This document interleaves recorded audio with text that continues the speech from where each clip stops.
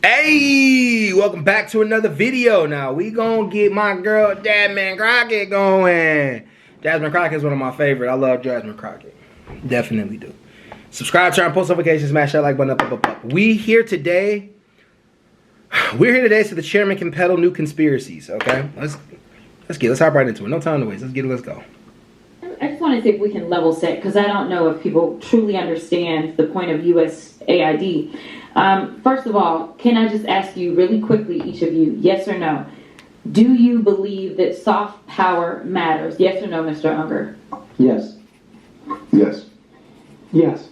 Absolutely. Okay, so for the American people, because I don't know that there's been a conversation about soft power, but soft power is basically our way of building diplomacy around the world. And so how we build that diplomacy probably looks different in every different administration.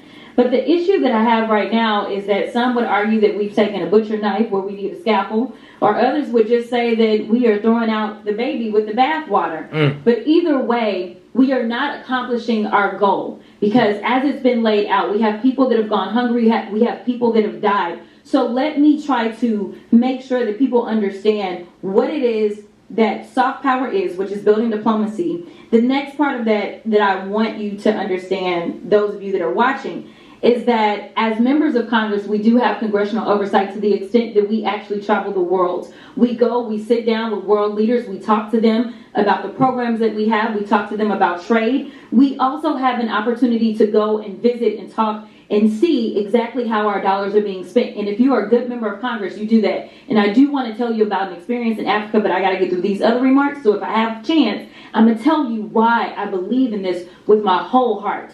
We all know that... You know what I love about her? Like, you could tell she's from the ghetto. Like, she got that hood in her. She a congresswoman, a very intelligent black woman, and she got that hood in her. I'm loving this, man. My Republican colleagues have a weird fetish with dictators or wannabe dictators. So it should not come as a surprise that they're here attacking global democracy programs. For 6 decades, USAID has been vital in reducing global poverty and hunger, helping to resolve health threats like the Ebola outbreak, which reached Dallas, where I represent, in 2014, and countering regional threats from Russia and China. Not only is pro-Putin President Trump threatening economic warfare against our closest allies and partners, he's blaming Ukraine for Russia's invasion, threatening military force against Greenland, and starting tariff wars with Canada and Mexico. He's also defying a court order to release billions of dollars in U.S. foreign aid. This committee should be providing oversight of the executive branch's illegal impoundment of federal funds. But we're here today so the chairwoman can peddle new conspiracy theories about U.S. foreign aid. The dismantling of USAID is just another part of the Republicans' chaotic foreign policy and pro-dictator agenda. Republicans are turning their backs on American farmers who provide nearly half of USAID's global food assistance. I'm going to stop here really quickly. Hold on, real quick. Interesting enough, right? Okay,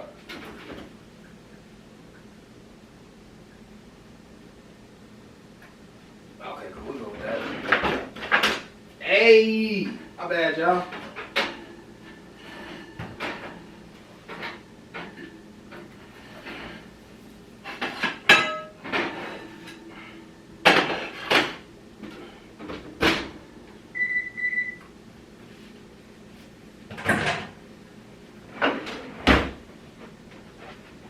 All right, we back. My bad.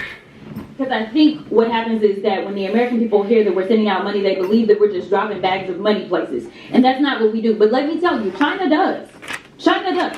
Because I've sat down and I've talked to people, and one of the reasons that we are behind China is because they have argued that there is no red tape. And China is like gangsters.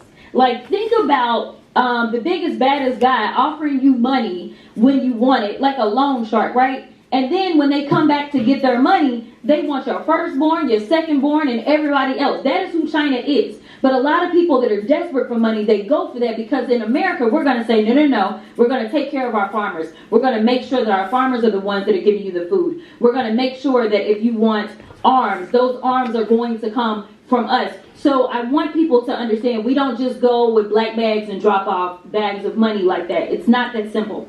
But I want to get to a couple of questions because I know I'm running out of time. Mr. Unger, the chairwoman stated that, quote, the federal government has been sending billions after billions of dollars to push left-wing ideology, fund radical extremist groups, and usurp the will of the people abroad and here at home. It's saving 20 million lives through the president's emergency plan for AIDS relief, or PEPFAR, part of some left-wing ideology. Yes or no? No, in fact, Okay. PEPFAR was created by Republicans. It was created by Republicans. Thank you for that fact. In fact, it was Bush, a Texan. That's a big fucking turnaround. Like the fact that that was created by Republicans, and Republicans are consistently saying like, oh, it's used to dump money all over the planet for dumb reasons, like for gender, like I don't know, all kind of shit, whatever they got to say. But that's a very interesting thing to actually prove right there that she just did. Also, I like the comment about China, because that's exactly what China does. China dumps a bunch of money into certain economies, and then what happens when they dump the money into the economy is they come back and try to collect more and more from the country. Like literally, like there's a book called I think it's called China's Second Nation, and I know they're doing that a lot in Africa right now. But it's interesting to watch it. But like how Jasmine Crockett does it, she does it like, you know, like in a simplistic way where everybody can understand where it's coming from. I like this. What about eradicating polio in nearly every country and cutting malaria deaths in half? No. Okay. So here's the other thing, and I don't know if anybody knows the answer to this question. We have been talking about USAID and trying to pretend like it's the devil, but when we look at the numbers, is it 50% of our budget that goes to USAID, Mr. Unger? Yes, or no? The money that goes to AID is less than 1 cent if all of the federal budget is $1. Thank you. It is less than 1% of our budget. So we are focusing on less than 1% instead of the other 99%. I need the American people to wake up and recognize and start asking questions about these other areas, such as... The gentlelady's time has expired. I now recognize the gentleman from Georgia, Mr. Jack, for 5 minutes. Her bleach blonde ass couldn't wait to say that. Time has expired. Chairwoman, I wanted to ask for unanimous consent to enter an article into the record from this morning.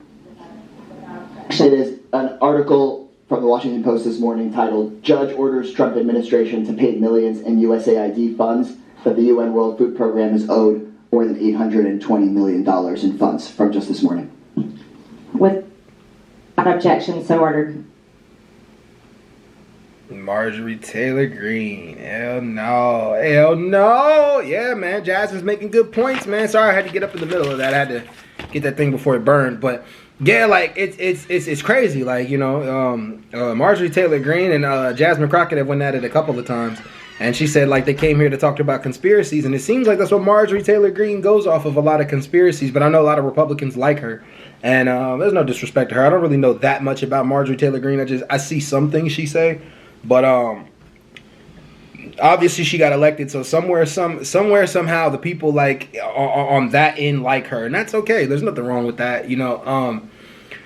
But yeah, like the question of where our money goes throughout the world is definitely a conversation that we need to know. And if it is going to causes that help other countries and build other countries and eradicate poverty and things like that, I don't know how Americans would feel about that. I don't know if like a lot of Americans even care about the rest of the world. Well, to where it's like we got to take care of what's going on at home first.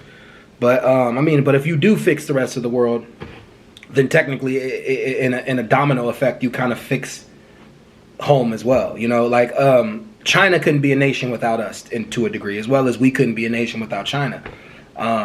We couldn't be nation. None of us could exist as nations without the help of other nations.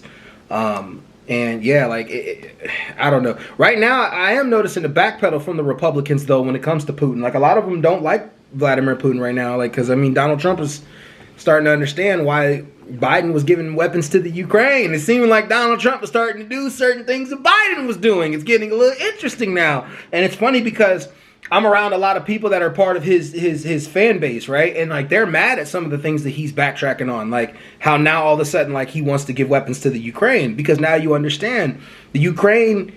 When Zelensky came up to your office, he wasn't trying to be disrespectful. He was trying to tell him like, look, Vladimir Putin is not finna back down. He ain't never backed down from nothing.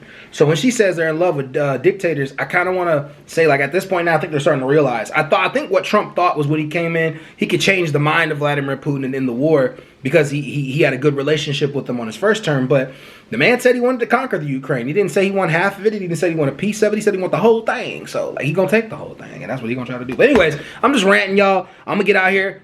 Peace.